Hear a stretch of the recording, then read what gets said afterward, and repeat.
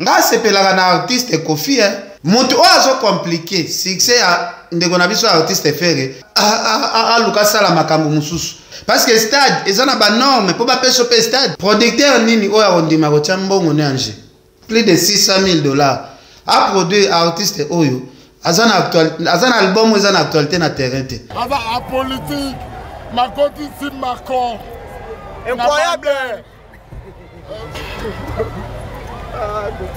Comprenez mon émotion. Même nga kutu na na pota na aluka kutu couloir ya mona na monete. Emso yozo okazo mona non nga pena na monete. Pena na monete depuis na botama. Mais fallait apesi bato occasion. Bakutani na ye.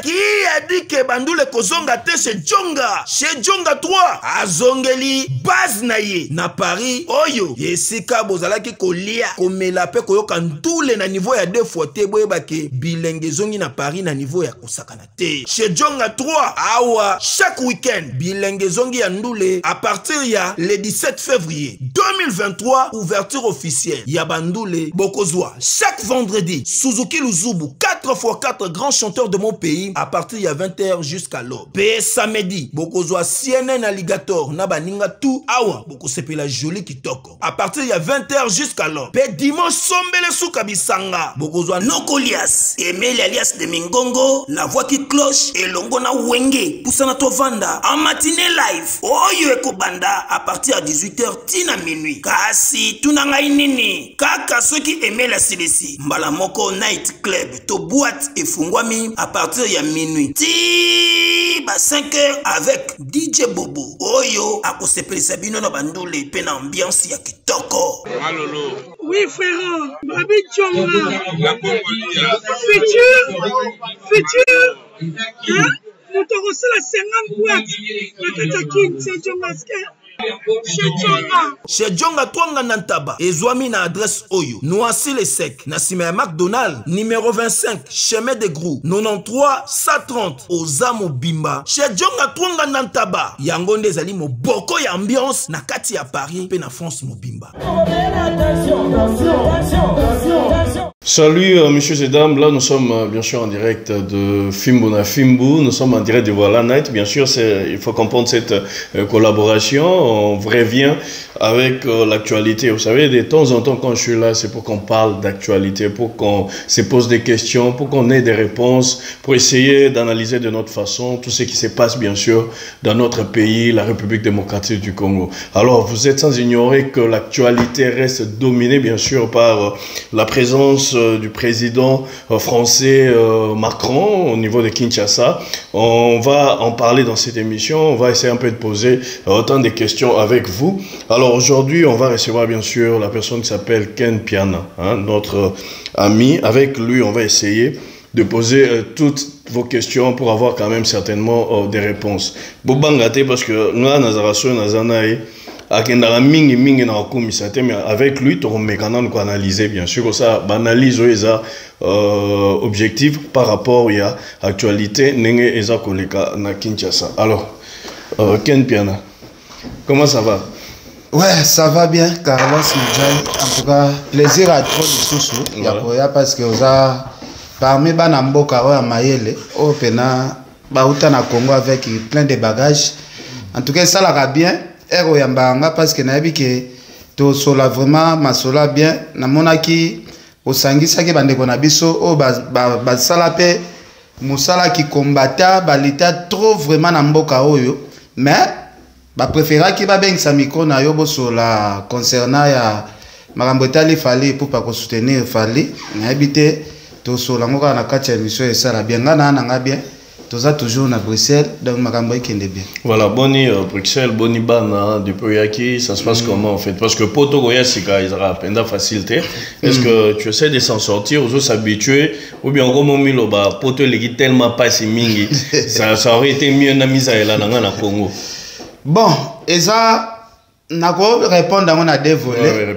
Premier volet zali, to uti na pays moko eza très riche. Pays moko vraiment eza béni par Nzambe atia ba richesse nyonso tout oyo et ko permettre un Congolais aya awa na poto pour na koluka peut-être mukanda soit ko vivre awa mais ezakaka par rapport ya manque d'organisation ya ba dirigeant ya mboka na biso ndezo permettre que ba congolais ba se retrouver awa ebele. Je pense ce qui lelo to komi vraiment na conscience ndenge bandeko na biso ba sud-africaine bazwa conscience ndenge pe bandeko na biso ya ba pays neti ba Kenya bazwa conscience ya ko bongisa bamboka o etali bamboka na bango parce que conscience ya liboso eza conscience ya mbongo ya leta eza pona ko bongisa mboka pona avenir ya bakoko o bako ya lobi bakuta génération oyo ezalaka avant biso musala nini o esala en plus eko permettre ba o bakoya basala pe lisusu musala koleka o bakutaki bakoko basali mais pona biso nga na loba bilan eza vraiment fouti na sens que kotala bamboka neti ba Rwanda ndenge komi lelo Rwanda komi pena parmi ba pays africains oyo komi ba pays moko touriste o ba monde entier zo ya sala pas tourisme continent ba na mbongo Congo il paraît que oui, c'est ça parce que on a payé biso quand même moins mingi et aujourd'hui bazo se retrouver Rwanda il faut que ba pays mo muke za pays muke to comparons peut-être na Congo te bien que ba propriété ne problème exact tozo ba mboka neti ba Kenya na limite ke Kenya pe appuyer biso tozo lobela problème ya organisation développement Congo ko te pa na biso moko ba congolais ah bon non ya biso Carlos combien de fois nga sepelaka na artiste Kofi Kofi aza artiste moko na lobaka soki lelo batu nyonso baza na esprit neti Kofi mboka na biso eko avancer na sens nini Kofi aza na moment moko boye atelemelaka makambo ya ba détournement ba fort ya ba mbongo atelemela me moko boye akozala toujours affaibli pona kobanga msu ba prison makala ba makambo ebele okoya sima na ye parce que akoloba ne makambo eza bien mais ça na batu mususu te o bakoya ko soutenir idée kotala mboka neti ba Kenya ba Nairobi ba Mombasa ekomi ville moko soko tali ndenge ba construire ngo ekomi neti poto esala nga passe depuis na ye poto ndenge lobi soki makambo ekende bien bien ezokende bien te pona nga na oloba na on a sali bilan te pona on a koksi inanete mais makambo ezo marché nango quand même moi bien donc na oloba soki na kofanda na poto ta ebele peut-être ekozala souhait nangati voilà mais ça ba condition peut-être oyo msuken pe nazo traverser na Congo yango ezo permettre peut-être ngaken na sala ba jour ebele o na sala na poto mais na se mutema na ko sepela te ke na tiki mboka na ngata mulai pona ya ko banda ko sala ba démarche belé na poto. Mais est-ce que par rapport il y a un niveau de vie quand même parce que on sait que Ken Piana na Kinshasa il déjà na standing moro boy parce que moi je te voyais de temps en temps à Kinshasa tu étais parmi des gens qui roulaient carrosse dans de bonnes conditions famille nayo pepele bana aux autres travailleurs on a ba partenaire no belé na chaîne nayo Fimbo TV donc tu avais déjà à un certain moment une vie assez aisée. Est-ce que la même vie na standing aux aïe na kinoana tango ye awa est-ce que c'est la même vie qu'aux anango ou bien tu trouves que là-bas tu étais mieux par rapport à awa malgré ndenge poteuse a développé boy en fait est-ce que tu peux nous établir nakolo ba premièrement nano na remercier prophète Emmanuel Dodi parce que na yeko découvrir ministère des affranchis eza place oyo na koma ki encadrer neti mwana muke wa botami sika parce que et pas wapi on même pas mission belé qu'on a parce que na moni pe bozi na pe grand frère je vais babili à belle oui en tout cas na ko zala na ko s'azarder directement na zo pesa mbote et pas ya grand-père Boziana. Bonjour grand-père. Bonjour maman. Bonjour tout le monde. Bonjour. Grand-père na moni boye na yo awa na kati ya ministère des affranchis na yeba nini memi yo kati na biso. Oui que bato belé bazo luka journal lelo bato belé ba sele ngo ba makambo belé bazo luka ba mona leka Jésus. Emmanuel Dodi mais bazo so chance te nga na eu chance na ye na moni leka Jésus ebi ke na yebe loko suna oloba te na kolia kitoko ba solo kitoko et puis na yepe en tout cas précisément na luka wa pamboni ozoluka mapamboli okoki mpe kosplicité biso mapamboli oza na baproblème oza kaka mapamboli c'est un peu c'est normal. Okay. C'est normal parce que bato ebele baleki déjà juste mapamboli bonga nazwa te yepo olingi tourna nga mpe naza na tour na ngai nazwa mpe ya ngai. Omoni le prophète messager il est là enfin omoni nayebi te esengo na yo ezali ndenge komona ye moko. Esengo na ngai ezali ke komona ye ke déjà naza ya kosepela. Amen. Yango wana akoloba tro te ye moko azali wana ayebi nini oyo ya kosala. Okoki koaffirme biso ke komi mpe affranchir odemere kati na Bien biso. sûr déjà. La carrière tongo déjà. Je peux directement Papa Malou. Ouais.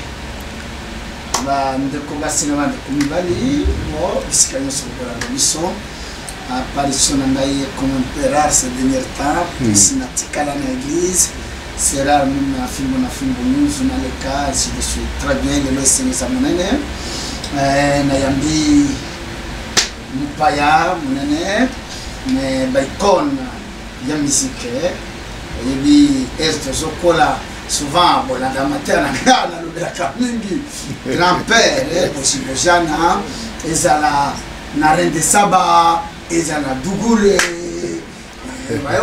Jérusalem voilà bref non ma façon et développa lelo kanenge sango nenge sotambola c'est normal oyebi isika mwinda ezali tukomanda kokende na zamba omoni mwinda seko komi pembeni ya mboka. Amen. Tukomanda kokende na zamba omoni soso okomi pembeni ya mboka. C'est-à-dire esika mwinda ezali ezala boni il faut battre nyonso baya. Ce qui fait que grand-père bon okisango ya moko awa boyebi ke junana alekawa voilà Gary Ewell na États-Unis soke ya adoraka awa CRDS et voilà moi na ye ezaki normal ye moko quand même aya akutana na ngai ndenge wana ba combattre susu na personnage na ngate na tikeli c'est la kinda na tikeli kaka simple pasteur na ye koyamba ye na sana sengo d'ailleurs c'est probable les 12 na grand culte ya nouvelle ligne tout ça la paix ensemble. Amen. Parce que ezali mwinda ezali sango isokende ezala bonisala makabongo ezala na politique ezala na culture ezala na religion ezala ka temps faut qu'il temps moko eye na chaque domaine il y a temps il y a batu et bazoma ta olinga te babendaka bazomona on ya empêcher bango il faut oser le temps et tellement peut empêcher bango voyez-vous donc tout ça qui n'a pas besoin mais pas le moins de la musique qui wana personne a kenda sana na grand président vraiment esingo na grand prêtre et puis personnel on peut kuluka yingi tokutana aye izambi munda wana serika tokutana apamba makane nganyati ya amen c'est bien moni pe frère Pacho ozali accompagner grand-père na habité moi liloba na présence ya grand-père katina wisika donc mingi ya déjà que là ça déjà franchi amen il est pas affranchi mais surtout kutana na kolo makambo leka Yesu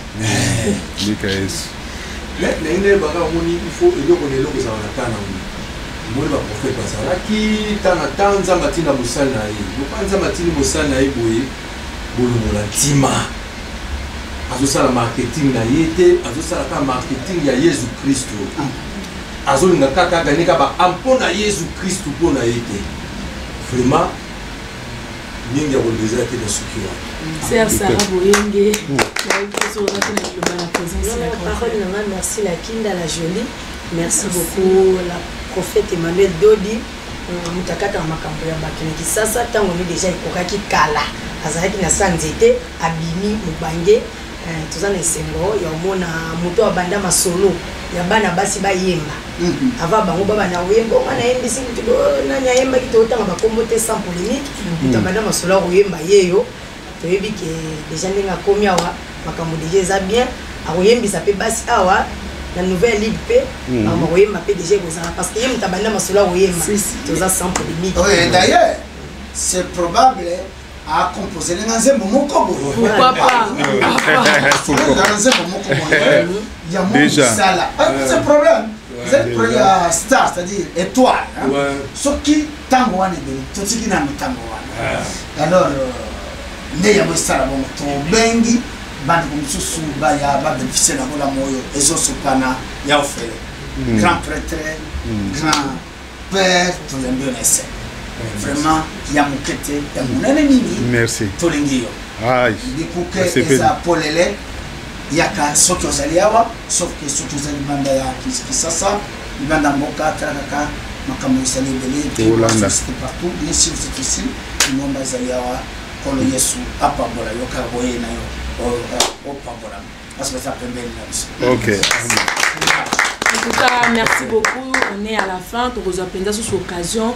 Il y a un grand-père qui a à profondeur. Le les comme moi accueil. On te salue moi briefing Yamouké. Donc restez toujours branchés sur votre chaîne, partagez, likez, aimez et mes salutations encore à tous les affranchis de partout. Merci. On se dit à bientôt.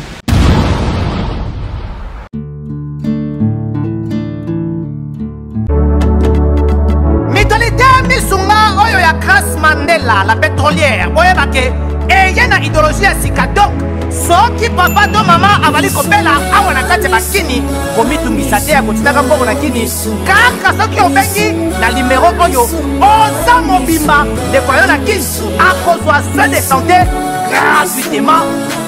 Na clinique Misunga, bajeli bino wifi ya opele surtout que bavali na internet au début. Donc soki ndeko na yo avali kopela, olingi oyeba état de santé na ye, okoki kobenga ye sale kukuma ozwa ata interférence na nzela. Maman, bonne santé. Nakomi bien. Soki ndeko na yo azwi occasion ya kozwa basoi na mitolite Misunga, yebake kuna na ntongo oza mobimba na petit déjeuner mpe na pokwa yebake badive ezali mpe na pointe po okolia okondima te ke ozali na hôpital bazali na basale ya opération sans oublier test oculaire donc oza mobimba ke na mitole Misunga ekosalaki misu na yo ezonga lokola na commencement na clinique Misunga bazali mpe na dentiste minu ekozonga tumu pia na Misunga batretaka mpe cataracte yebake okomona pepele ya mbetolo lokola kaka éclairage public ya New York. Misunga, ta santé, c'est ta vie. Alors, la clinique Misunga oyo ya Grâce Mandela, la pétrolière, est Kembe, ezali, ezate. Au ça, la promotion, il y a église to bakenda kuna parce que tu vas apprendre comme il se doit chez. Non, prophète Emmanuel Dodi. Eza promotion ya église te. Ezali que place na ke na ko découvrir que mosali nzambe oazo sala nzambe pena ya solo. Exactement. Na sens que musique na biso to se dévoiler face te, musique na biso etambola mingi mingi na mwa bitchebe parce que wana pena sur 100% ba artiste musicien ba bi que musique na biso etambola na mwa bitchebe. Ngali tinanga ezabo. To perdre ba icône et belé ya musique ya mboka na biso. Ba veta boulay bake, ba madilu bake, ba franco bake, bake Esther bake, ba pepe kale bakenda, ba papa wemba bakenda. Souci nange ezali to luka bakulu toyo bakena nute. To la tsaba mona onzela ya nzambe. Parce que tozana a besoin jour ya jugement to kutaka ba musicien nyonso te bazala na lifelo kuna. To luka to sauver ba ami mususu. Na bandaki mingi komikomisa ami ya Gilles Nsana oazalaka na mama Mbili. Je salue Gilles Nsana, big manager. Sikoyo kozwa ba artiste musicien na biso ya mokili eza vraiment facile te. De na mekaki komikoti c'est pas Gilles Nsana. Gilles Nsana na joué moral grand producteur Gilles Nsana abandi ko bende la mama Mbili Abel malembe. Mama Mbili Abel aye a découvert ministère des affranchis. Ayoki liloba oyo eza na ministère des affranchis et pas prophète Emmanuel Dodi. En tout cas ça là qui est plaisir. Ayo sanga kuta lobi ken. Sola na prophète parce que na ki réputation prophète kendaka pe moi mingi ke akabela kape batu mituka bandaku bambongo ngana za na besoin na sambela pena ya solo ngana lingi église ya intérêt. Batika nga pena na sambela soki ya kopesa ngande nazwaka mwa 10% bambongo na nga na wabeta ba concert na soutenaka église. En tout cas esalaki nga plaisir à trop comme mona mama Mbiliabel chaque dimanche akoma moko pe koyemba pena na église. Ah bon? O santé pena mère soki. Ça c'est une bonne nouvelle. Soki mama zo yemba vraiment et pataka tout le monde. Après maman Mbiliabel to moni sœur na biso DS. Oui, DS mokani. Akenda États-Unis ba ne belé akoma pe ko sambela. Amoni maman Mbiliabel na Sandra Lina na kati ya ministère des affranchis amoni que non ba église eza ebele na Congo. Maman Mbiliabel aza facilité ami pesa na église moko boy. Amoni première fois, ayo moni sous deuxième fois, ayo moni sous troisième fois. Comme on l'a dit ba dimanche abona ka maman Mbiliabel à l'église. Sœur DSP a se décidé qui a comme affranchi. Là c'est autre chose à Kinshasa, batu ba monaki tozalaki. J'avais suivi les images aussi. Où est-ce que weshi ya koche la biso pe ba imani de tozalaki na bureau prophète. Vraiment sœur na biso vraiment a komi pena affranchi pena komi sœur la Nzambi. Na absence na nga pe to meka ko so la mingi na grand-père Bozi Boziana na likambra ya kobenda parce que ba vele ba komi dana ba agi moko boye ba agi ya ko poussa na maboko ya Nzambi. Parce qu'il faut profiter parce que mingi bazala na bango lelo bazate. En tout cas, grand-père akenda mon appel prophète Emmanuel Dodi bakutanaki basololaki yeba s'engager abanda ko serre Nzambe ba secret mususu oyo eyaka peut-être na kati ya église on eza ba secret interne oyo peut-être musicien akosola na mosali ya Nzambe peut-être soki eza na biloko oyo kosenga ke a se discipliner nango ke a se discipliner na ba discipline asika on eza ba close oyo bakosola na mosali ya Nzambe. Voilà. Emmanuel Bref, Dodi. là c'était pour faire un clin d'œil à l'homme de Dieu, le prophète Emmanuel Dodi. Donc, à soutenir, continue toujours à soutenir Ken Piandana Fimbo. Alors, tu es en train de. Je t'avais posé maintenant une question d'où venait que. Voilà, comment on ça là, parce que tu vivais tellement un peu bien, à Kinshasa, il y a un changement, il y a vie en fait, où tu préfères, parce que vie est aux Aïki Nango, grâce à ma partenaire, na où est-ce qu'on a Nango, na miniature, na en plein Belgique. Il faudrait peut-être que tu établis une petite différence. Nakolo ba différence ezali vie on azala nango na Kinshasa eza vie ya bien parce que Kinshasa eza na mboka nanga premièrement to longa na condition de vie ko vivre na à l'aise sans que mutatongisa wa mukanda wana ya de avion eleki ba vie nyoso mais faut ko ba ke na Kinshasa to koma na mo ba problème moko boya insécurité il y a insécurité que non artiste to zalaki ko artiste to soutenara asa artiste oyo mingi tokoma neti ko gêner ebele ya ba artiste na mboka na biso tokoma neti ko gêner koma ke likambo bazotindela biso bato na ba nyonso tu ya Kinshasa. Je pense na loba likambo pe na émission na yo na ko se dévoiler face na ba nyonso tu bato bakomi na niveau ya kosala ti ba recherche ya koyeba babar nini Ken Pia na kendaka komela. Donc comment il faut se sentir en insécurité? Na vivre na insécurité totale.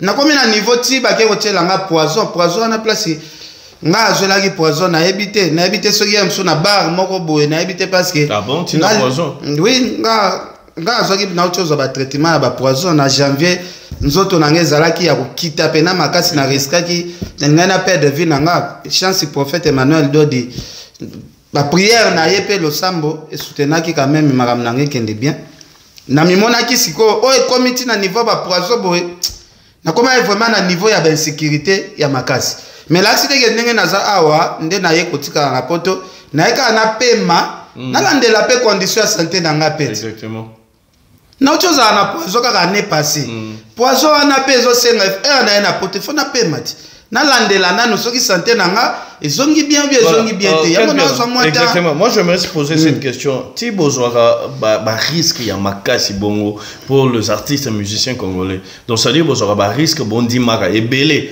ba kota ba cacho surtout yo kota cacho mingi. Là on parle de l'artiste Fally Ipupa parce que tu ne fais que défendre et tinda bino Thibaut qui finga même na ba artiste misusu yo obi outi awa par rapport à santé bah tu on a poison donc bon même à niveau bon dit même beaucoup fa pour na artiste qu'est-ce que vous recevez en retour en faisant tout cela en fait? Avez-vous un contrat, il y a partenariat en artiste ou soit bosala ngokaka pour faire plaire ces artistes là?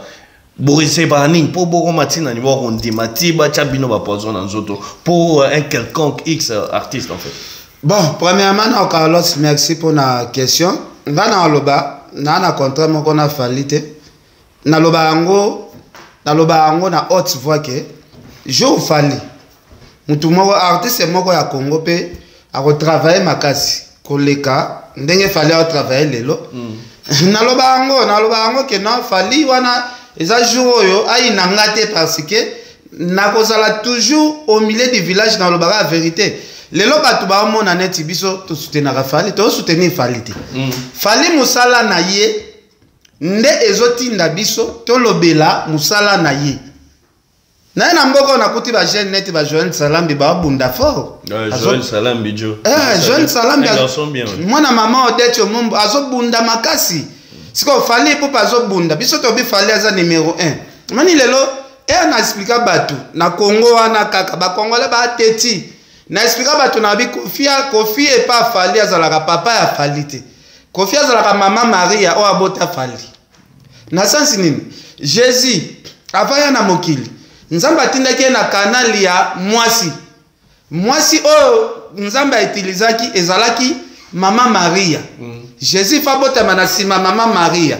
Mais mwana ya mama Maria bako honore ye makasi koleka mama oyo azwaki zemi ya 9 mois po abotai.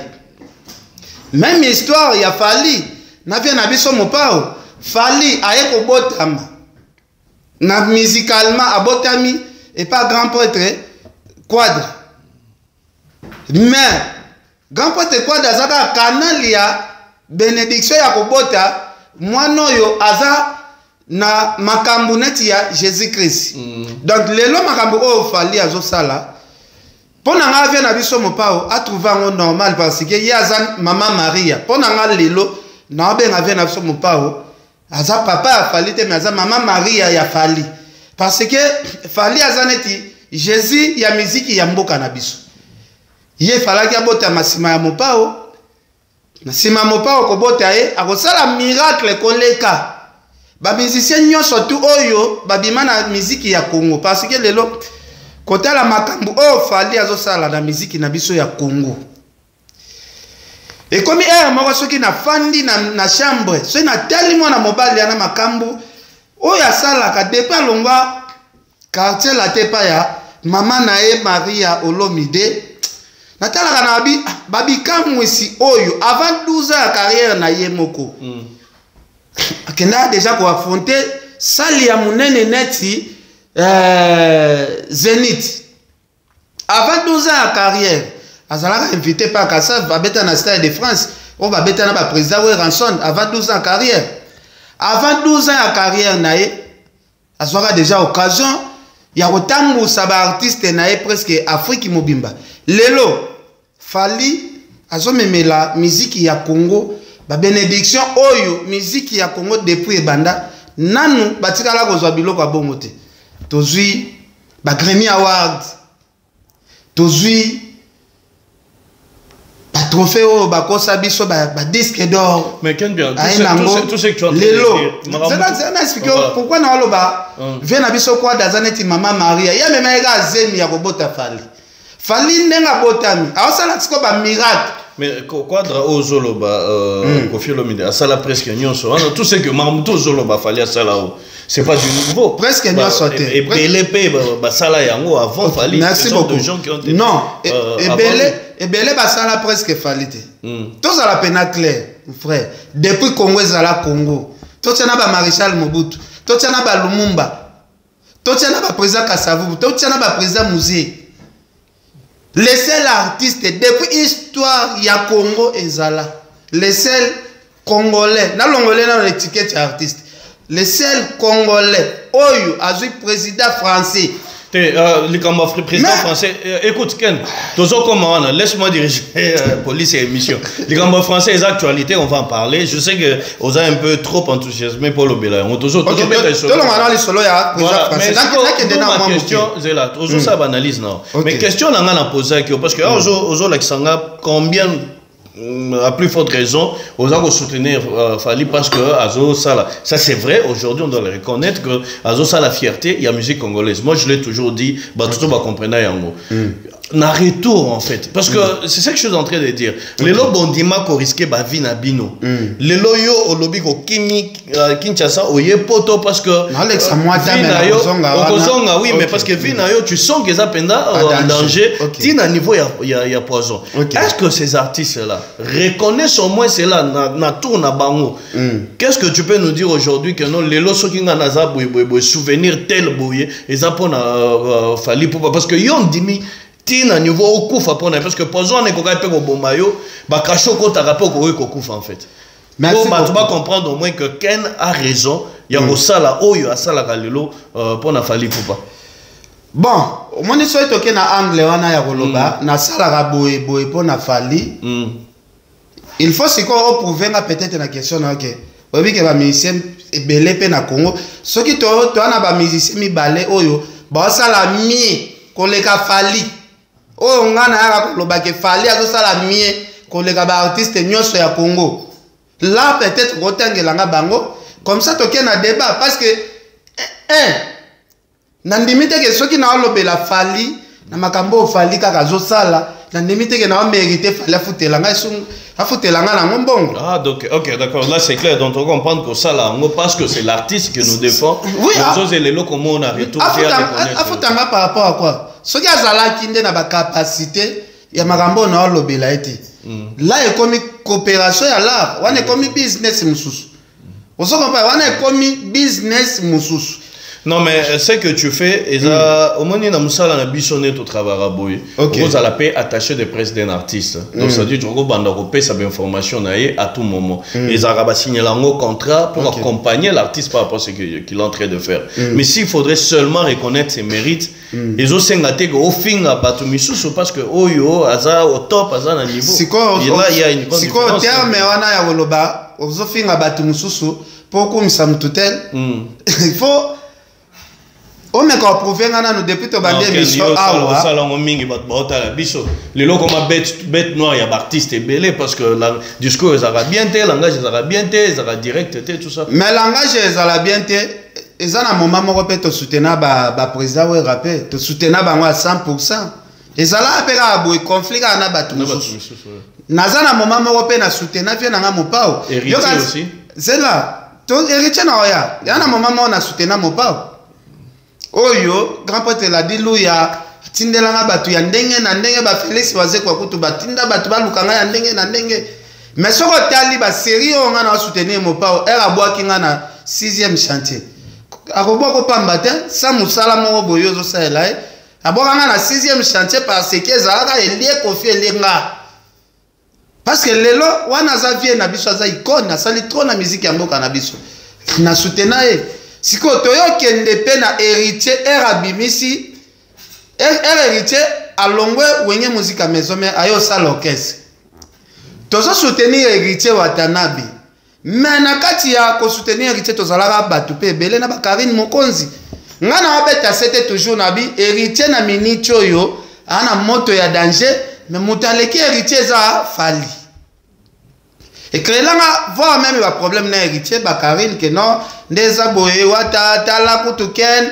soki azokumisa yo alobaka fali aza likolo na yo bisoto oso comprendre parce que nga epa na nga ata tozana yo soki na moni mutu moko bwa leki yo pona nga na aloba leki na yo da ndenge za wana jour na mona artiste moko boye aleki na fali en tout cas na ko hésiter te kolobango mais pour le moment nga na mona makambo depuis na bandi ko soutenir fali na mona mutu moko te oyo azopusana na makambo afa parce que lelo internet est comme la combo ya fali na combo fali et comment lelo ko to ba orchestre belé na mboka na biso zo vivre kaka guerre na fali o mona pena orchestre so ekufa na ngokala déjà kufa mais bakanga maka guerre na fali guerre ngana osenga bandeko na so ba artiste musicien ole boy na biso bo benga biso batu mabe bo se concentrer na ba studio fali pour pas chaque temps à se concentrer trop na studio. Bon, on a la distraction qui est dans la boîte. Voilà. Moi, j'aimerais, on est en train de faire banalise Ken Piana. On ne va pas s'atteler seulement sur Fali. S'il faut maintenant toi analyser l'actualité dans la minute Oyo, Est-ce que tu sais que faire il fallait gabimbi ça album moko et puis en même temps album Neo et Bimi à Dynastie Oyo. Est-ce que tu peux être d'avis avec moi que les bêta pendant comme il se doit les lobes bizorbi côté challenge côté bêta par rapport au Bini ça tu sais que faire vraiment zongi na mincho en attendant de préparer ça de martyr naïe pour je crois le 24 juillet quelque chose que juin en juin moi déjà question posée là question mo boy Carlos yo mo yebike album première volume ya Dynastie et simbaki na moté bizobi ezalaka générique parce que ngana loba lelo ba don doit que bizobi ezobeta boy na boy et beta bien sûr qui fondende et beta bien sûr mais ba reconnaître pe musicien bango ba fingaka ba reconnaître Robino Mundibu que Tito fingaka Robino Mundibu ba reconnaître Robino qui azalaka na raison parce que mutu nyonso tout est aza sensé kaka ya robeta ka ba rumba po musique nekende liboso neti Robino. Non, mais là, tu reconnais quand même que Bizorbi est 6000, presque partout. Bizorbi est comme Simba. Challenge, tout ça là et tout. Bizorbi est comme Simba. Et fait répondre depuis à Outi prison, tu sens même son bureau, je salue Laura Tendance, bureau n'a pas fonctionné maintenant comme ici. Le problème est ça, Bizorbi est comme Simba. Bizorbi est comme Simba. Mais il faut que générique et ça va tout tourner. Bizorbi est comme Simba.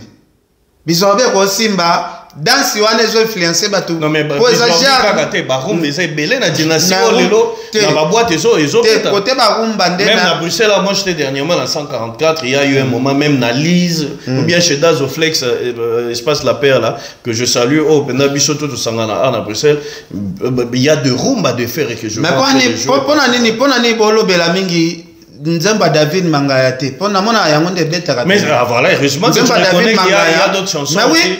Oui, Asaela Fanny. Mais oui, Asaela Mama Fanny. Nzemba David Mangaya pour nanga ça parmi les meilleures chansons ils ont beta Léon à Kinshasa. Est-ce que na boya eloko o ezo gagner peut-être. Montu o azo compliqué, succès a ndeko na biso artiste ferré. Et quoi ça beaucoup plus héritier watana be yazo bunda beaucoup plus na héritier na terrain parce que héritier pe azana banzembo oyo lelo to se voile fasté ezo bunda na biloko tu oyo ndeko na biso ferré azo bimbisa. Ngana loba chaque mutu nde azana mwa niveau na ye ya makambo na ye o azo salela. Donc chaque mutu atala nzungu na ye o azo lambela biloko. Kolanda kaka fali asala ki boyenga pe na sala en tout cas Carlos to se voile fasté ndeko na biso ferré azana jeune ana talent ebele nga kutu so na voix net ferré en tout cas na ko bando kende kutu na ba Champs-Élysées wana na bike président kozala na mwa réunion moko bata ba ko tsanga te nazuka bafle mobo nazu miko na bandi ko ganga nazo ganga président yo kaka tu na mutu wana na nazo emba kitoko boy baluka bakoti sanga te un jour na ba cérémonie fallait ozo na facilité boy non t'es grave ça mais oui ah bon na ko yana ba palais royal ozo na Belgique ya libanda tala palais royal et ça na ba place touristique na kati non bato bakenda ko visiter place royal Belgique afanda soki nga pena feri na ko bando kota kuna na lukiba lukenga bafe na bandi ko yemba wana yembi na gang ko ganga na ganga kabaye o ganga na ba regarde moi abanne bi yemba wana pourquoi pas ko yo l'artiste a préparé concert ya munene na salle de Martyr on a le 24 oyo un point de vue Ken Piana par rapport ya concert point de vue nanga eza a lukasala makambo mususu moni vi soki ozo sala rapo muninga salaki esimba na ngote biloko bongo sikamba kokana esimba de Martyr basale on peut fallait muto banda stade de Martyr te mais stade de banda depuis ba wenge pourquoi yozo kansaka ya sali parce que fallait autre ça mais zara likambo oyo era utaki prison era yaki na era sala carnaval tolanda yemo na discours na aloba il faut te corriger, te corriger, le stade. Mais c'est la musique congolaise tout à fait normal. Non, musique. Ils ont travaillé parce qu'à mon avis que il y a tondi ça qui telle émulation, on a la maison concurrence, il fait ça. Non, musique est que ndaka bongote, musique est comme marché bongote, musique est comme marché bongote que musique est marché kaka bongo. Et ça te que na mboko na kuti ba joindre salambi bana ba kara danger. nga pe na lukana komaka même vina bango Joël asali ya ba millions na mboko Joël Salam je salue encore une fois le plus. C'est quoi moi donc ça là sont des jeunes courageux qui na mboka vi kolanda o muninga salite luka ya yo malembe netinga na Kinshasa na tiki lupangu nanga na so ngona tamuke ta on a ça da fandi na prophète Emmanuel Dodi akomi ko orienter nga. Voilà. Question on a tout mieux exact ou analyser quand même et cause à l'andeni concert tu trouves que l'artiste est à mesure à retourner dit ça peine naza de matin naza besoin au naza hypocrite na yebike ndeko na biso azo embryer na peuple congolais qui habite à stade parce que stade ils ont ba norme pour pas pêcher stade. Botou héritier. Non, c'est déjà confirmé. Non, confirmé à Maloba. Le 24. Problème exact. Confirmé à Maloba. Et y a un problème. Mais est-ce que au sauf foutu ma condition? Parce que l'administration, oui, qu'il aura tendance à son kin pour ça, que je salue. L'administration, Mamounion faisait déjà la boîte, la date est déjà bookée. Donc, concert, on a et ça le 24 juin. Bazo s'est préparé par rapport à ce concert. Là, je t'informe. Peut-être aux années. Sur la tendance, on peut poser des questions. Non, mais est-ce que tu comprends ce que je dis? Concert, ils ont confirmé. J'aimerais maintenant, sur le plan faisable, aux chroniqueurs de musique, on t'appelle ainsi. Longola, Makamboya, Fali, quoi que ce soit, t'es chroniqueur. Au lobby que tu soutiens Fali parce que les lois ont ça la exploit. Mais il n'est pas le seul, il y a les artistes, on peut ça la exploit, net va faire ego là, azo préparer événement peut amener, il y a stade martyr s'il faudrait maintenant analyser parce que faire c'est un grand de la musique congolaise parmi tant d'autres. S'il faudrait analyser cela, quel piano yo kolobande ni là-dessus. Nga na yebi ba pasi ya kobeta na stade. Na oloba makambo yo na aventure te. Na bike ko beta na stade et c'est nga ba conscient ba monta minene. Ba conscient neti nga mona ki fallait abebisa ki plus de $600,000. Est-ce que bien kozwa déjà ba service à sécurité na Kinshasa parce que ezate kozwa service à sécurité moko boende et ko yo selo sécurité. Déjà côté sécurité, il y a derrière mutu ba $180,000. Ba $180,000. Producteur nini oya ondima ko chambongo nanje plus de $600,000 a produit artiste oyo azana album azana actualité na terrain te parce que quand on dit ça stade to le bas qui a nini simbi tout ça ou comment le bas Samsembo wa yembela ki David Mangaya ça fait déjà succès une année passée mais tous à la claire générique il y a bizarre ya monde coton c'est stade te ajoutamo donc bref stade de moi muké exactement. Stade de martyrs. Si quand on téléphone, j'aimerais qu'on est en direct. Hein? Respect à Pona. Maman Odette Matondo. Problème exact. Nga lobibo. Stade de martyrs wana. Est-ce que Azobet anga se préparer bien parce que pelouse, cause picade à pelouse. Tapi eza kunezala amoreza falipo. Ba précaution ya resomba pelouse awa ya $80,000 tiki ta Kinshasa. Asa sombi pelouse. Assez à foutre, caution, on va foutre à rapport à stade. Mais moi je t'informe que ils ont déjà en place. Problème exact. Mon point de vue, j'aimerais, un point de vue par rapport, il y a déroulement, il y a stade. Tu es sûr que ceux qui a bêti et que ça la plaint, on dit ça comme les autres artistes. C'était ça. En tout cas, on va analyser en tant que chroniqueur. En tout cas, pour la faisabilité, tout ça là et tout, c'est déjà parce qu'il a toute une équipe qui est en train de travailler. En tout cas, pour nanga, ils ont mutu pasi bongo boyo, mutane na mutu pasi te ko pese charge à munene bongo. Côté là nanu héritier nanu a tondicité, bokendo zo sous charge ya bongo bo pesa ele susu, bo pesa sous ya héritier, ils ont ba mutu pasi pamba. Ngapo nanga na souhaiter bonne chance. Na osenga ba autorité mboka na biso ba pesa e stade parce que comme le stade est comme une unité de mesure fallait abetaki héritier yo mekatomona va retomber parce que héritier yé moko déjà soko sengi abandela sous stade wa lingata mona neti bozo loka ya abandela pour ton information azo bandela problème exact abandela ba bonne chance to souhaiter ka bonne chance mais kangada tia lelo omone carrière ya ndeko na biso ndenge za na se wana ezaneti muto ache su carrière aboma su de carrière ne ya aboma c'est mieux que tu as se concentrer papa auti ko annoncer so que album na e volume 2 bima les 3 ne bimite bongo elo ni confirmé que stade de beta to boy na biso te ko beta stade non équipé na mutu te abeta mais est-ce qu'il y a kobeta stade?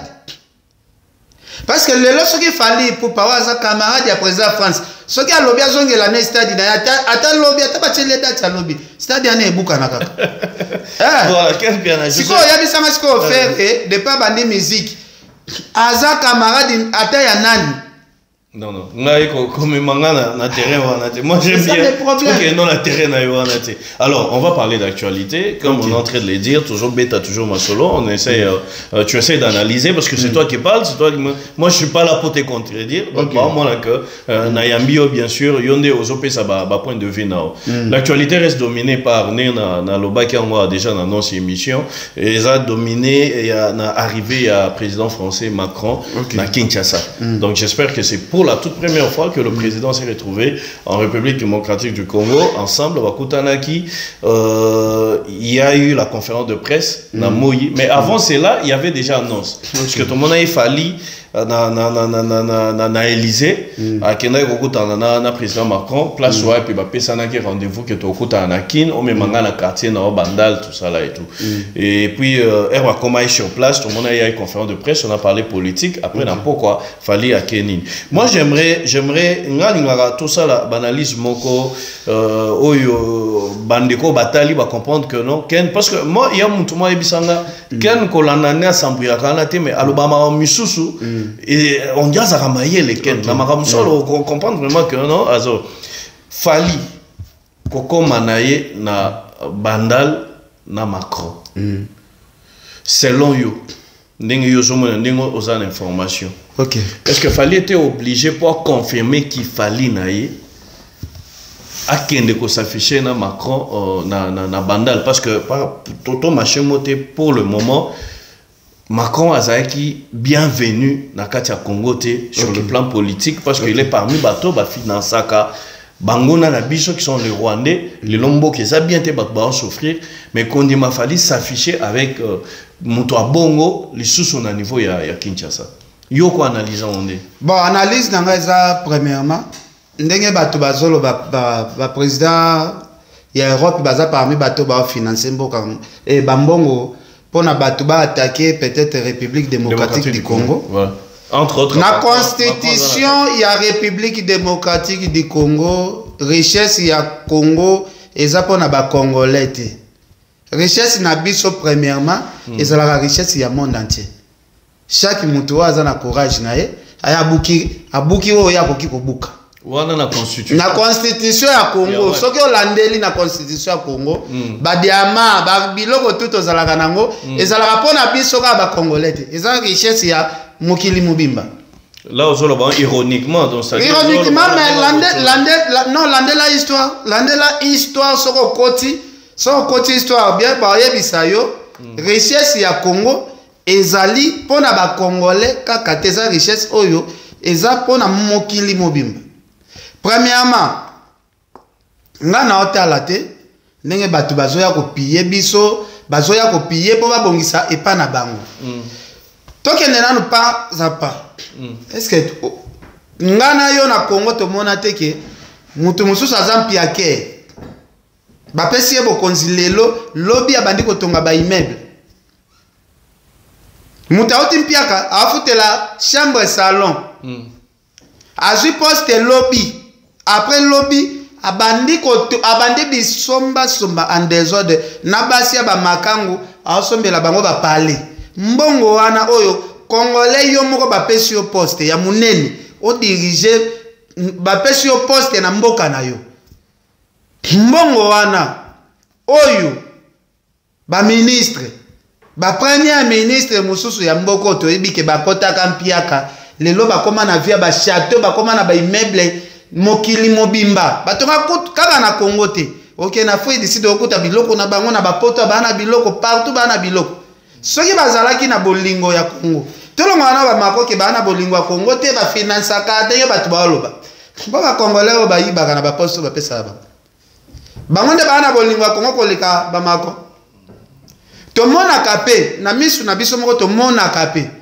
ke immeuble oyo muto atonga na avenue oyo eza mutu tel na Kitambo ngana yebi eloko moko beta makana na avenue Lusambo ya immeuble moko société nde tonga ngo na avenue Lusambo il y a danger, il y a ministre. Na bandali lisusu. Même ministre ana azotonga. Soki babandi ko kontele yo biloko ya mutu moko azotonga. Otala déjà olobi même mbongo muto yo akiko zwana kati ya l'État. Et quoi sunga pe totonga pe ba avenir beleza ko bukana. Vrai ennemi à Congolais, tout le monde que mindele ba finansaka ba rebelle po ba ya ba piye biloko na biso mokope tout l'organisation ya bien to linga pe avant to condamner ba paya biso moko amu nini o to pesa ya mboka osasi atandenge ba piya ka biso wana atandenge ba inveto ba kota ka madusu wana osasi ke Rwanda ekoto nga makitoko koleka biso. Obi combien des années Congo ezala Congo Mobutu azipaka madusu nyonso ya guerre ekota te. Parla ngolo bani. Parla na lingi na lobaboy. Parla na lingi na lobaboy. Batika présent encore calme. Na sens ni. Na sens que biso moko nanu tolakisaka bolingo nanu ya mboka te. Ki moyibi to tiango na première position. Moutako sorti ki moyibi to tiango na première position. Donc ça dit ba problème ya Congo to za na mweza biso moko. Biso moko. Toko c'est la nanu ba paya. Toko c'est la nanu ba paya te biso moko nanu. Donc Macron n'a rien à voir selon yo na makambo ezoleka na Congo. Oh ezoleka na Congo eza nanu biso moko. Soki biso moko to lingi mboka na biso, to lingi yango nanu biso moko. Mopaya wako ya poko tsa désordre. Arobanga ta mwa muke. Oza sir teke kaka na ba M23 bazana na bazamba wana. Au moins na peso ki to landeli bien. Enso bazora pe financement ba tumsu ba aka na kati ya Congo. Soki eza copie wana ke Congolais na kati ya copie wana te. Là na retrouver mon normal. Le président ya assemblée lobela bango ke quitter les groupes armés donc kaka ba konzi selon yo ba konzi kaka wana nde baza bango nde ba trahisa biso na est kona yango guerre zo continue per. Mais guerre zo continue tout le monde a rappelé mamba ba guerre ngo parce que ngana zo maîtriser makamba ngo bien te mais ngana monaka ba général mingi ba kenda rappelé na ba est na soki balandeli makamba guerre ngo pena tie mutu ba umela rappelé. Donc guerre ngo ekoma cop ba mo lia na sima. Mais to lobaneti neni. Tukolobaneti ndeni parce que nga eloko oyo nga na yebi kaka confiance au Mobutu apesaka général Maïl parce que biso to bana ba espace. Voilà. Siko fali en tant qu'ambassadeur. Place siko bato ezo déranger bango ne voilà. Fallait un ambassadeur il y a musique congolaise. Bien que, écoute-moi, j'y arrive. Okay. Bien que Mokana ne reconnaître y quand même officiellement tende ba PC ba tumisusu ba passeport diplomatique y ba PC on a noté mais fallait azo représenter notre Congo okay. Sur le plan culturel. Olobia si mamindu qui mais on parle sur le plan culturel. OK, c'est ça. Nandenga culture ya Mokana biso fallait azo représenter biso à tout moment. Alors du fait parce que il paraît que Gims ba senga kiel kamwana et pas Macron accompagné na Congo Gims aboyaki. Mais fali nenga ndimi yango lelo bandeko ebele bazo yima babi fali comment on ndima ou s'afficher na muto oyo aza pour biso bandeko bazo yima mais ya ndimi a majorité ba diaspora no. Oui diaspora na bandeko akisha ça bandeko diaspora oyo bazo bandeko diaspora quand même. OK bandeko diaspora oyo bazo yima ngana osenga ngana chekumbo na ngana mutali boso. Voilà. Tondi mato sala réunion biso nyonso ba congolais to quitter France to zonga Congo. Voilà. Comme tu as bolingwa Congo, comme tu as bolingwa Congo, to senga batela biso ba avion, comme président de France ndaza sima ya bateau yo, bazo bundisa biso, to senga ba avion, to zonga na Congo, soki to za bolingwa Congo. Voilà. On est en train de parler de Laurent Tendance. Okay. Voilà, parce que nous avons besoin. Après ça, biso quand même en plein détail par rapport il y a concert où il bazo présenté et pas il y a artiste faire rigola. Okay. Laurent Tendance, tu es quand même en direct, hein? Allô Laura? Ah, allô? Apparemment, à Keinaï, Toyokani Penda bien. Voilà. J'étais en train de dire cela. Autant continuer, j'espère qu'elle va quand même essayer un peu de réagir. Voilà. Sigo, oui, question, on a tout nous, mais l'artiste en dit quand même qu'on s'affichait. L'artiste en dit quand même qu'on s'affichait. C'est par rapport à quoi on voulait savoir. Il y a un que soit tu as un bolingo Congo bisonyo so, tu sais nga mindele partout tout ça, bâtir la biso ba avion, tu sais nga mboka na biso. Parce que comment il y a s'afficher na président de France, mais quand dit ma kofanda na mboka ya président de France. Na habité, et ça loko mokote. Au boy ko s'afficher na président de France, mais on dit mi kofanda na mboka ya président de France. Nani aza hypocrite. Voilà, excusez-moi, on est en direct, j'étais en train de parler avec Laurent P. Sabiso News par rapport il y a concert okay. Voilà, donc tu es en train de dire, vas-y, réponds. P. Sabiso ba avion, biso ba onyo sotolingi Congo, nga alobi boye, nga na wacha kombo na nga mutaliboso, soki tokoki 100,000 Congolais, bache la soka ba avion na aéroport, nga na waza mutaliboso na ndima komata.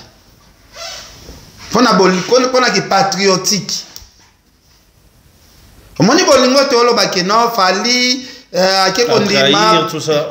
A ça la trahison toza pena ba preuve mon côté ozo laksa ke président de France ndé mutaza sima peut-être ya makambo o Rwanda ezo sala biso peut-être. Ce qui azalaki président de France aza sima ya makambo oyo. Tondimaki avion ba français et international na biso ba congolais pourquoi? Voilà. Parce que le président français, Bayamba qui n'est pas premier ministre, Bayamba qui n'est pas président Fati, donc on a un problème exact. Problème exact, il a fallu. Bon, c'est quoi? D'habitude, à côté, on a commenté, on a vu ça, on a bolingo à Congo. Tout se débarrasser. Voilà, du fait maintenant. Comme les Français, tout se débarrasser, puis national na bango. Voilà, Fali. A Mimi Macron à Bandal pour la toute première fois, un président français. Il faut tout comprendre qu'ils ont événement. Ils ont événement mené pour la toute première fois un président français de l'Élysée à Bandal. Depuis Congo et Banda. De l'Élysée à Bandal, accompagné par un artiste, il y a sur place tout ça là et tout. J'aimerais un peu sa point de vue. Il y a de ceux-là qui disent que ils ont déjà prémédité, ils ont déjà rakoya parce que les Congolais, Moussalane Masanga, quartier Wana na Bandal, pour me soigner moi image naïve. Macron Salé on peut me soigner moi image naïve. Ndenge ba kanisa ke ba obeta mais ba beti était ba moni Congolais betele maboko, ba tu ba sepeli. Moi j'ai vu des gens pleurer, habitant à Bandal, la peine qui a moni Macron pour la toute première fois de sa vie. Ngana osenga bande wana so ba artiste musicien. Ce qui pena beaucoup ta ba kisi ko boma batu pour na succès. C'est même beaucoup ta kisi ofali à Kocho. Voilà. Kisi ofali à Kocho ya ko mima ba Macron, tina quartier kola. Et après kisi ya pena vrai kisi yo zo pesa fali na ba disque d'or. Ba me kana ko tika kisi OK. Les kisi batu po obeta stade osali boye bakota nanu moi kisi o pena fali akocho za pena vrai kisi parce que depuis Congo et Banda non na mona te muta azui président français tozui kutu na monde ba artiste te na RDC Mobimba non na mona congolais te azui président français ya ba génération en génération ki akeko tambusa na commune na ye akola yango na alo ba fali pour passer Jésus Christ. Wa bota maka pa mama Maria Kofi. Kofi azalaka mama Maria. Yango somo na makambo ebele fali azwi na musique. Père na ye malgré asala trop mais akomi na makambo o mwana na yazo zwate parce que mais siko tokolo ba suni. En tout cas. Na ninga logique parce que lelo soki tozwi vitrine ya fali. To bi ko comparer na vitrine ya artiste congolais moko ya ba trophée kaka. Muto atele mana fali azate. Tozwi Congo na biso de si ba comme à niveau que ba vanda na Bandal donc ba melana masanga damoni fallait meli meeting mais ma femme Meli Castel mais Carlos ngana oyebisa yo ba musicien moni conseil na opesa ça gratuit batika kisi wana ya okendaka kopesa ba maputa ba mama kopesa ba komba ba petite sœur kopesa ba komba ba koko po ba Alexa bango pona kisi ya fali wana ya kokutana na ba président ya bongo ngapo na ngai eza bien parce que kotala fali comme diriger président ya France amela na masanga ya bien comme diriger président Zupena masanga wa salami a diriger oui masanga wa salami na masangu na mai ya fleuve Castel les masanga ba français c'est une bière française mais on pense que c'est pas et salami na masangu na biso ya mboka wana eza yakini yakini ko masangu pena yakini pena oyo kakeno bato bakoma benga biso basula tofanda na babar libanda président France pe afandi libanda place tofanda kawana grâce à Fali depuis Congo et Banda le seul congolais oyo azwi président moko européen amemi na quartier place ya kola omoni makambo mosusu tomona ngo boye mais etikali gravé na histoire. Non, mais Balobi a trahir, en fait, c'était pas ça le moment. Non, ils trahison. Ils ont souffrir, comment fallait s'afficher dans bateau. Oyo, baza contre Mboka. Donc, c'est-à-dire des gens qui financent guerre aux en est, qu'on a net, français, Macron est parmi ces gens-là. Mais fallait, en tant que notre ambassadeur, Andimi, qu'on s'affichait dans Moutouana, Nathan et Aboyi. Parce que c'était pas ça le moment. Oui, combien de ministres, autre chose, nga moni président na biso asalika ba vidéo kana fali awa héritier mbamo akosa ba vidéo na président Vital Kamerhe c'est mieux que tu na sala ba vidéo na Macron que président Vital Kamerhe parce que il y a un dossier à 100 jours siko na héritier na héritier na fali siko yo yebisanga siko yo to condamner nani Kamerhe a financé votre STT a financé te biso to lobi pona STT mais il faut bango que Congo ceux qui ont avancé et ça biso moko pe ba congolais to ça pe ba détourner parce que ceux qui congolais yé moko azana souci mboko ane ko danger mboko e ko danger combien de mbongo oyo président azana souci mboko ane ko danger to ngama danger alaka biso RDC ko manete Allemagne mais ceux qui ça le maté po ba to détourner ba mbongo ministre moko pe vient na ngaucho ko takala mingi te mais bijou oyo atongeli likangu na ye likangu na za penga alors ça m'a peine à parler boto to sur l'appel vidéo mais ce que tali be équipement ou ça na parler wana be équipement moi si anda côté mais likangu ko ce que tali biloko oyo eza na lupango wana mais 5 avenir ngenge ba beta mo beto ya blague te mais oui siko à part kutu likangu siko yebisanga siko yo bana na ye moko ba compte combien teli bana na ye banda ko combien ye moko ministre na donc bref tu veux dire que Fali n'a rien à voir mais ça n'a Fali maramone ça n'a rien à voir avec marambu ozo le kanaba est-ce que asala déjà devant amunene bozo ambulance yango wana na pesi bino cadeau na mbongo na wale na musique ngapo nanga eza seule occasion au Fali azu ya kosola na président français et ko fungola nzela pona héritier abete à Olympia na ye. Et en fait, c'est la question que j'allais poser, je t'ai vu rebondir là-dessus. L'élo fallait à Macron. Il s'allie bâton et belé, musique et bétail soit en apototé. Ming ming basalo a miné et mythique et zarakuna na Paris na France. Alors Macron as président il y a bas français. Musique et bétail en na mboka naï. Est-ce que l'eau qu'on a créé peut-être moi ouverture moko l'élo sur le plan culturel que non musique et ont sous na poto rencontre on a fallu na Macron, tu trouves? Non, et qu'on créé musique et ont en poto parce que président déjà ça en communion avec artiste pour la mboka na ke musique na biso ezonga comme déjà bazo sola na yemoko numéro 1 ya pays musique na biso comme ce qu'on a facilité parce que ko bolete ke ndenge président Macron akuta na Fali emso esali ba héritier mutema passe bien ba faire ou bien ba Kofi ou bien ba Robino Mundibu ba sepeli parce que occasion oyo ba artiste ba lukaka parce que tout le monde arrivera à être dans la salle francophone. À être dans la salle où ils en France. De occasion où ils permettre de couloir et de place librement. Parce que les gens qui ont autorité en France, ils ont ici ultimatum que Congolais surtout au akobima. Que musique est liée à Congolais au akomi bimisa mutu que na yeko empêcher musique. To kangyo mbala to refulo na mboka. En tout cas, nous avons besoin de jana nyonso ici. En plus, il y a un peu bateau baolo bas. O amoni azana amour ya Congo.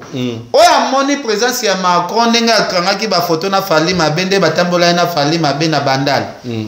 ngana asenga batiela biso avion moko na aéroport awa ya Poto ngana ozala première volontaire batiela biso ka avion bakongole nyonso tu o bwana posa ya kozonga mboka na bino avion eza awa omone bele pe bakoboya ozonga Congo mais bango nde bana amour wa Congo bango nde bana ba amour wa Congo koleka tout le monde.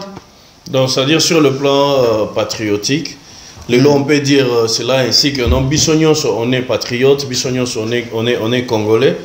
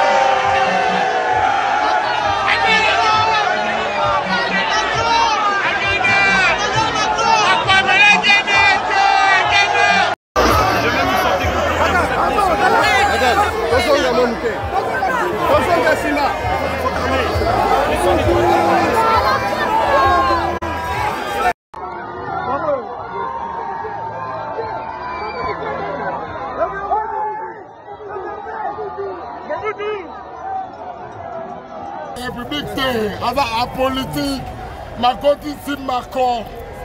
Incroyable! Comprenez mon émotion. Bon, on a Tigibino.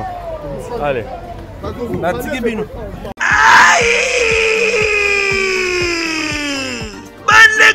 Bolingo, yokelanga eloko oyo KLP distribution chez Luc Kulapa. Yeah! Société KLP distribution oyo ezali spécialisée na distribution ya ba boisson alcoolique lokola whisky, champagne, vin, PMI susu bazali koteka ba boisson non alcoolisée lokola Coca, Fanta, Ozamo Bimba.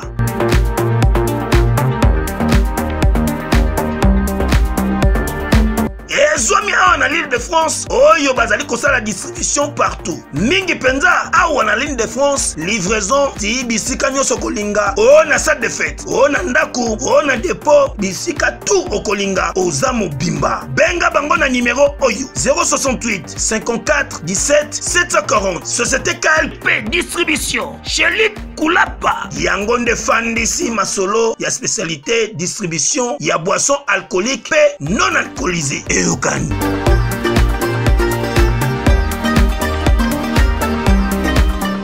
O alobi azana amour ya Congo koleka fali asala pe geste na este ndenge fali pe asala geste ba ambulance bati kokosa biso amour ya biloba loba na amour ya acte différence ezali fali asala ba action ya gotika ba biloko na ba est. Je vis les gens pleurer dans mon qui c'est ça une autre image en haut dans mon de jeunes pleurer bazo les lapenda herba moni Macron à Bandal il y a un monsieur qui a dit bandaka la tikalo comme pototé mais pour la toute première fois en moni Macron mais belé bazana poto batikalo mona peut-être Macron et moni Macron à travers l'idée en ayo aza fali en fait même nga kutu na poto na luka kutu couloir ya mona na monete emso yo kazo mona non nga pena na mona pena na mona été depuis na botama mais fallait apesi bato occasion bakutani naye bameli naye place na moi ba soule ka oka ba fichon coloquer Zapatero mon frère le bro na moi pena bazo beta vraiment ba solo la obi ke mana imaginate que président France a gofanda na kiti pena ya plastique o biso to fan de la rana que un jour président France a koya fandi pena kiti ya plastique barman moko boyate que la kana ega batu pamba un jour à côté que la paix président.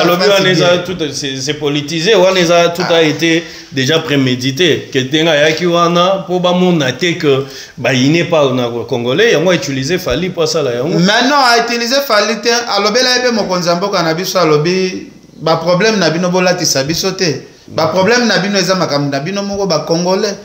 Donc ba problème mo ezo toucher biso ba congolais eza makambo na bango te. En plus ceux qui azalaki muto aza complice. Na makambo ba osala biso na ba est. Alingaki azo occasion tambola bongo te. Peut-être azo se sentir coupable de l'autre côté. Yango tamboli na librement. Muto azo se sentir coupable na makambo ba lobela ba est. Alingaki pa bangati. Kiamso ba congolais ba kosala nga mabe alingaki pa banga. Azo bangati, c'est qui a eu. Donc problème au biso za na ngwe Macron te. Oui, Italie te. Ce qui est zalaki Italie nga banga kokota ba kwa mususu. C'est normal.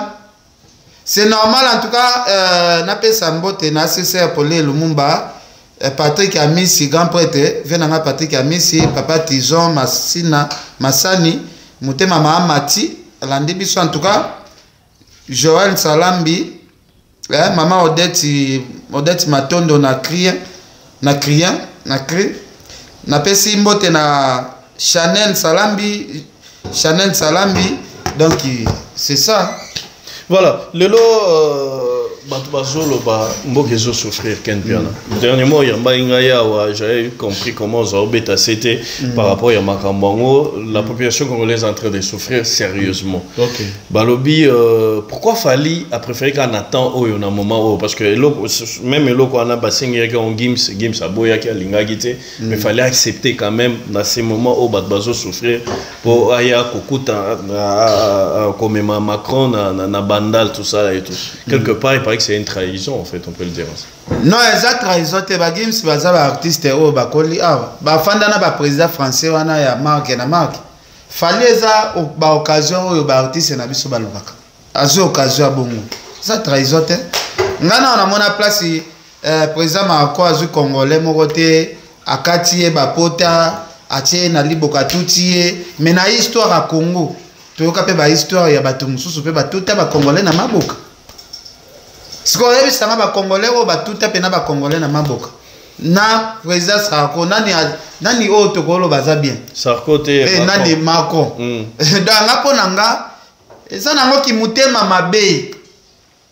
Tomona président Macron na ba congolais belé et bote nango ba problème ote. Ka fali kaka photo ya liboso pamba ndako eziki. Babeti ndako mabanga. Et comme il y a ba vidéo non, c'est normal en tout cas batu bo supporter kaka. Bo supporter ka marambo Jésus na bino musique azo sala parce que papa na maman Marie a olomide aboté la bino déjà Jésus na musique. De bo supporter kaka marambo mwana na Jésus azo sala.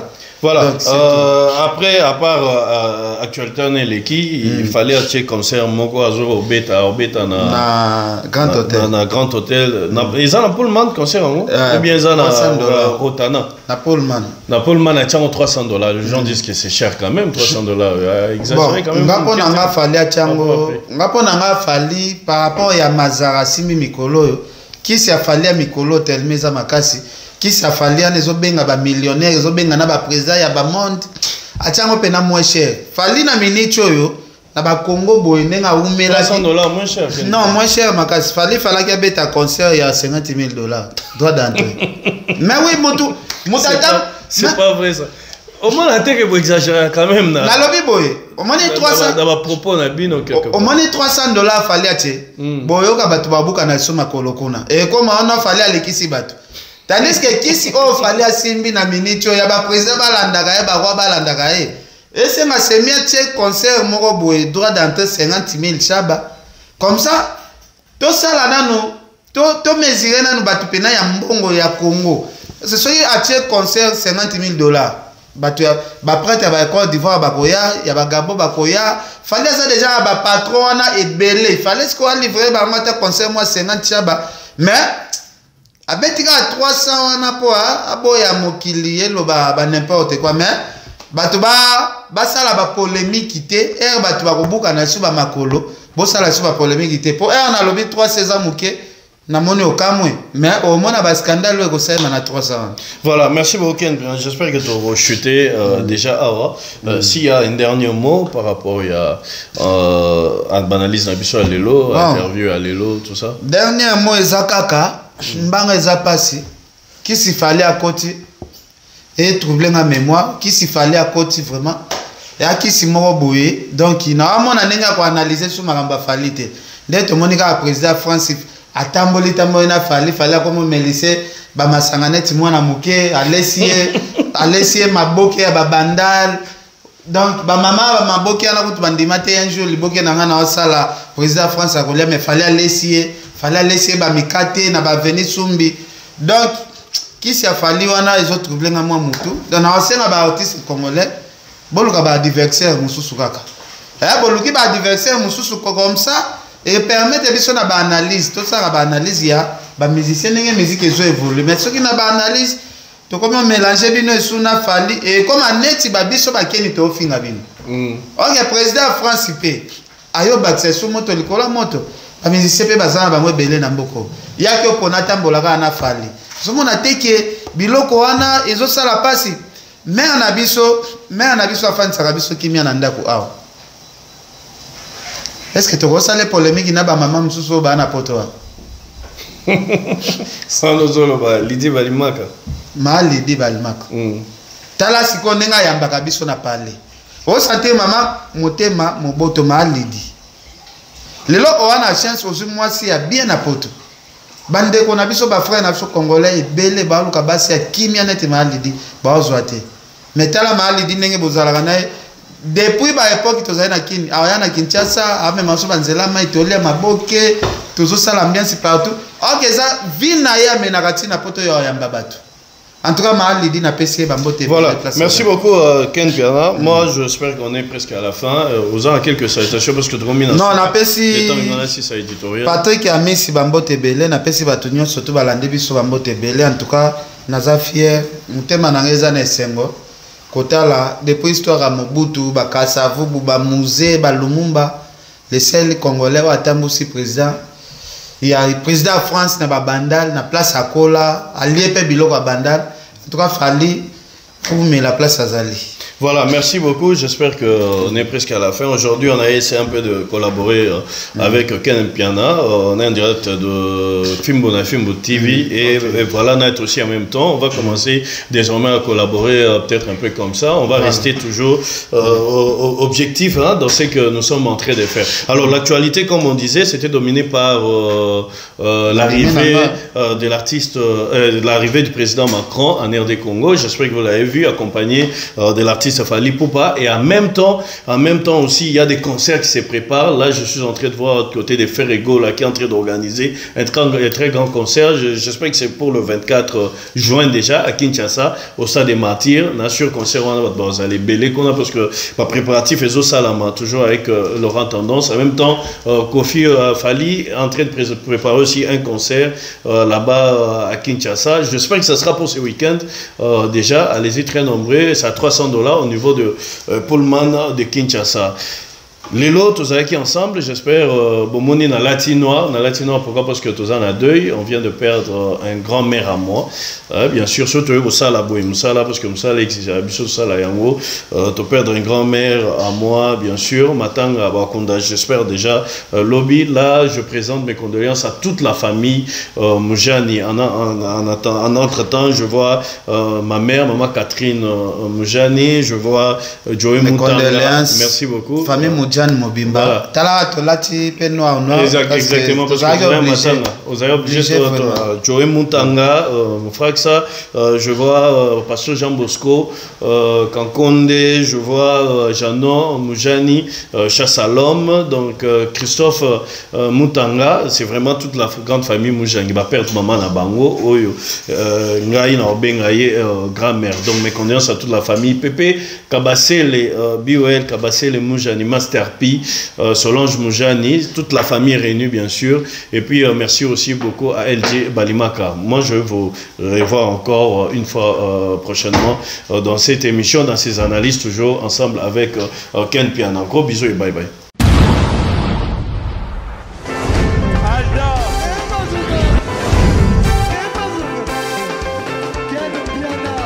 Son Makundi, au monde qui est bien. Ailleurs, il y a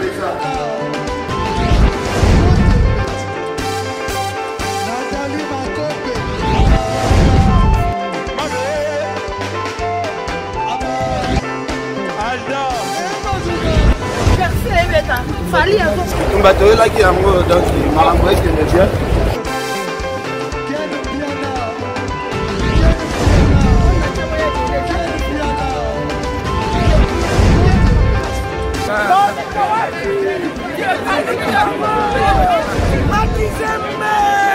Ah bon? Gideline Mokonzi. This is London. This is London City.